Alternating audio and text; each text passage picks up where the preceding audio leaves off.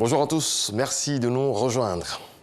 Le président de la République, Alassane Ouattara, s'est entretenu hier avec le général Stephen Townsend, commandant du commandement militaire des États-Unis pour l'Afrique, AFRICOM. L'entretien a porté sur des sujets d'intérêt commun, notamment la situation sécuritaire dans la sous-région et la coopération militaire entre la Côte d'Ivoire et les États-Unis. Jérôme Kofi Abola. Il est en Côte d'Ivoire pour la première fois. Ce mardi, c'est le palais présidentiel de la République de Côte d'Ivoire qui l'accueille. Commandant d'AFRICOM, le général Stephen Townsend dit avoir échangé avec le président de la République, Alassane Ouattara, sur la question sécuritaire en Afrique et en Côte d'Ivoire, qui, de son point de vue, est un pays exemplaire en termes de stabilité. C'était pour procéder à un échange de vues sur la question sécuritaire dans la région et du pays aussi. Les États-Unis voient en la Côte d'Ivoire une région de croissance et de stabilité économique. Je voulais voir l'avis du président, comment nous pouvions contribuer justement à l'effort de cette région. AFRICOM, c'est le commandement américain pour l'Afrique, une structure qui a donc pour vocation de superviser toutes les opérations militaires des États-Unis sur le continent. On se rend à l'hémicycle. Les députés se sont réunis hier pour l'ouverture de la session ordinaire de l'année 2021. L'examen et l'adoption de l'ordre du jour des travaux parlementaires pour la période allant du mardi 21 septembre au jeudi 25 novembre 2021 et la mise en place de la commission d'évaluation des politiques publiques étaient les points évoqués. 10 projets de loi sont inscrits au calendrier. C'est une réalité à San Pedro. La ville donne l'exemple en agroforesterie. Le Premier ministre Patrick Achi a salué la prise de conscience d'une nouvelle génération de planteurs pour la pratique d'une cacaoculture durable, une activité qui vise à sensibiliser les acteurs sur les avantages d'inclure des arbres parmi les cultures. Sidonie Davila nous en parle. Le Premier ministre Patrick Achi a ôté sa veste pour une visite dans les plantations de Golikro à San Pedro. En compagnie de ses collaborateurs, il a bravé les chemins tortueux des champs pour accéder à la plantation de Angayao Guy Bernardo. Ce jeune appartient à la nouvelle génération de planteurs engagés dans l'agroforesterie. Dans sa plantation, cacao, arbres et bien d'autres cultures sont en pleine cohabitation. Je travaille en collaboration avec la NADER et puis le Conseil Café Cacao. L'agroforesterie, vraiment, c'est une aubaine pour moi parce qu'à la longue, ça va freiner un peu la déforestation et puis avancer un peu la pluviométrie. Angagui pratique l'agroforesterie depuis 2014. 7 ans après, les résultats palpables sont présentés à la tutelle et au Premier ministre. Ça permet aux populations aussi de savoir que désormais, il y a des contraintes liées à la commercialisation de leur cacao. Il y a le problème de couvert forestier que nous réglons. Vous avez vu aussi qu'à l'intérieur, il y a des bananes qui permettent d'atténuer un peu la chaleur qui est due.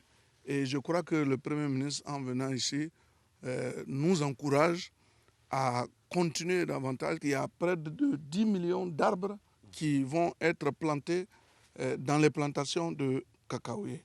Des plantations comme celle de ce jeune agriculteur, il y en a plusieurs dans la zone. Le Premier ministre a fait le tour de quelques-unes.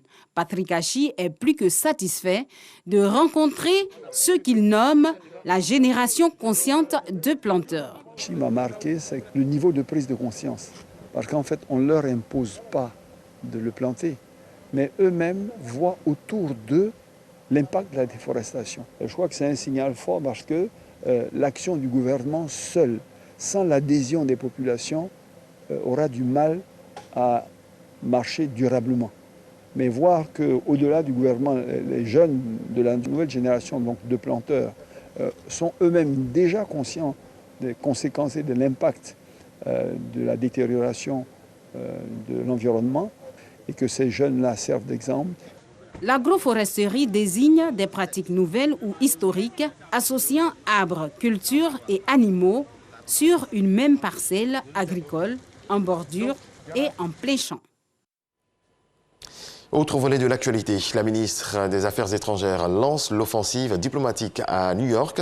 En marge des travaux de la 76e session de l'Assemblée générale de l'ONU, Kandia Camara multiplie les rencontres pour vendre la destination Côte d'Ivoire. On voit cela avec notre envoyé spécial à New York, Michel Digri. Inauguration de la chancellerie turque à New York, l'événement est majeur et c'est le président Recep Tayyip Erdogan qui a tenu à couper le ruban. Parmi les convives, la ministre des Affaires étrangères de Côte d'Ivoire. Nous avons été invités pour représenter le président de la République, qui était lui l'invité spécial de son homologue, le président Erdogan, qui il y a quelques années de cela a organisé une visite en Côte d'Ivoire en compagnie de son épouse et d'une forte délégation. Kandia Camara saisit cette tribune pour lancer l'offensive diplomatique.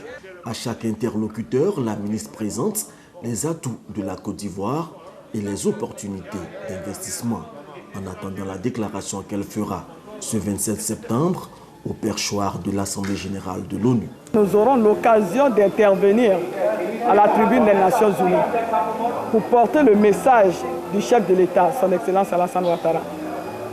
Parler de la situation de la Côte d'Ivoire, des progrès réalisés dans différents domaines, mais surtout parler de l'avenir, donc annoncer les perspectives qui sont prometteuses, aussi bien pour la population que pour notre beau pays. En marge des travaux de cette 76e session, Kandia Camara multiplie les audiences. Nous avons eu l'honneur de recevoir le ministre des Affaires étrangères des Émirats arabes unis. Il a encore une fois réaffirmé la volonté de son pays d'accompagner la Côte d'Ivoire dans le progrès et le développement. Le ministre des Affaires étrangères des Émirats arabes unis était récemment en Côte d'Ivoire pour donner un coup d'accélérateur aux relations bilatérales entre les deux pays. La deuxième phase du programme d'appui à la compétitivité et à l'intégration régionale est lancée. Le PACIR 2 vient améliorer le climat des affaires au niveau national et régional. Dans son exécution, le PACIR va soutenir également les petites et moyennes entreprises. Pour cette seconde phase, la Côte d'Ivoire bénéficie de l'Union européenne la somme de 9 millions d'euros, soit près de 6 milliards de francs CFA. Alec Lavry, Moussa Konaté. Le programme d'appui à la compétitivité et l'intégration régionale est une initiative de l'Union européenne mise en œuvre en Côte d'Ivoire. Il vise l'amélioration de l'environnement des affaires, l'accompagnement des très petites et moyennes entreprises et la facilitation des échanges. Après une première phase d'exécution de 2010 à 2015, la phase 2 du PACI vise l'intégration des pays de la CEDEAO dans le régime des échanges régionaux et internationaux. La Côte d'Ivoire a plusieurs reprises été déclaré le pays avec le plus grand potentiel d'investissement en Afrique. En tant que premier partenaire, on voudrait bien accompagner la Côte d'Ivoire à réaliser ses potentiels. Pour la Côte d'Ivoire, le PACI 2 va contribuer à l'amélioration de la compétitivité du secteur privé et soutenir le pays dans le commerce sous-régional et mondial. Le ministre chargé de l'intégration africaine se félicite de ce partenariat. Ce partenariat doit être un partenariat exemplaire. Il doit montrer aux autres pays de la CEDEAO, de la sous-région, qui n'ont pas encore fait le pas, que la Côte d'Ivoire qui a fait le pas est prospère et voyez comment notre coopération avec la Côte d'Ivoire marche bien. Donc venez nous rejoindre. La phase 2 du PACI en Côte d'Ivoire est financée par l'Union européenne à plus de 5 milliards de francs CFA. Des experts ivoiriens et africains se retrouvent à Abidjan pour réfléchir sur la digitalisation des produits d'assurance et la protection des consommateurs. C'est à l'occasion du Salon africain des assurances. En ligne de mire, augmenter le taux de pénétration des produits d'assurance qui est de 1,6% en Côte d'Ivoire contre 4% au niveau continental. C'est ce que nous apprend Dangui Nangui. Dans le hall de la Caisse Tableau Plateau, Madame Assamoah visite les stands de la 4e édition du Salon africain des assurances, SADA. Je suis venue visiter et puis chercher à comprendre pourquoi s'assurer, qu'ils partent sur le terrain pour rassurer les assurés. En ce moment-là, tout le monde acceptera de s'assurer. L'ère de la digitalisation oblige les assureurs à changer de pratique, de paradigme, voire même d'état d'esprit. Il est dommage et préjudiciable pour tout le secteur que les gens ne découvrent l'importance de l'assurance que quand ils ont un sinistre. Cet assuré africain a des besoins nouveaux, a des exigences nouvelles et il se plaint. Il se plaint sur l'ensemble de nos marchés. Il se plaint de la lenteur dans le règlement du sinistre. Il se plaint dans le service après-vente. Il se plaint dans l'information et la communication. Au SADA, c'est l'occasion plus que jamais d'informer le plus grand nombre. Le taux de pénétration des produits d'assurance en Côte d'Ivoire est de 1,6% contre 4% au niveau africain, a révélé le directeur général adjoint du Trésor, en invitant par ailleurs les assureurs à prendre leur place dans l'économie ivoirienne. Je voudrais vous assurer du soutien du ministère de l'économie et des finances, qui ne ménagera aucun effort pour appuyer toutes les actions qui permettent un accès des populations, même les plus défavorisées, au secteur financier. Aujourd'hui, on pense que les assurances sont des voleurs et que les assurances sont dédiées aux riches. Non, les assurances, c'est pour tout le monde. Les autorités plaident en faveur de la mise en place de produits d'assurance pour les acteurs du secteur agricole, qui représentent plus de 70% de la population ivoirienne. Les experts du domaine des assurances vont réfléchir sur cette question ainsi que sur bien d'autres, notamment la digitalisation des services d'assurance et la protection des consommateurs. Depuis 2014, 15 localités du pays bénéficient de l'appui des États-Unis à travers un projet qui a permis de construire des toilettes et d'obtenir des produits de lavage des mains. La cérémonie de clôture de ce projet a eu lieu à Grand-Bassam. Issaïo. D'ici à 2030, la Côte d'Ivoire ambitionne de permettre aux populations d'avoir entièrement accès à l'eau et un cadre décent au niveau de l'assainissement. Les États-Unis, en vue d'aider le pays à atteindre cet objectif, ont financé un projet sur 7 ans piloté par PSI, Programme Service International. Nous savons que l'assainissement et la santé se rejoignent parce qu'il y a l'hygiène. Nous sommes heureux de voir qu'au bout de 7 années, après avoir étudié les produits qui pourraient être proposés, nous avons pu avoir un pôle d'entrepreneurs qui sont formés, suivis et qui sont pratiquement déclarés à la Chambre nationale des métiers. Ce projet a permis la construction de toilettes et l'élimination des déchets humains, la mise à disposition de produits et services de lavage des mains dans 15 localités de la Côte d'Ivoire. L'ambassadeur des États-Unis en Côte d'Ivoire se dit satisfait de l'exécution du projet. C'est quand on transforme ça en non pas un projet d'assistance, mais un projet économique, que ça peut vraiment assurer la durabilité et ça permet d'augmenter, de multiplier à travers le pays pour toucher d'autres municipalités qui n'ont pas encore été touchées.